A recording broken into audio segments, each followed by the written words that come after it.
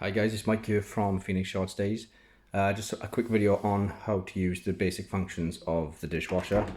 Once you've put in your dishes and your tablets are here, or they might be in the cupboard here, and you close it, you switch it on with this button, and then the easiest way to do it is top button here, and that'll give you the different settings. What I would usually do is just auto.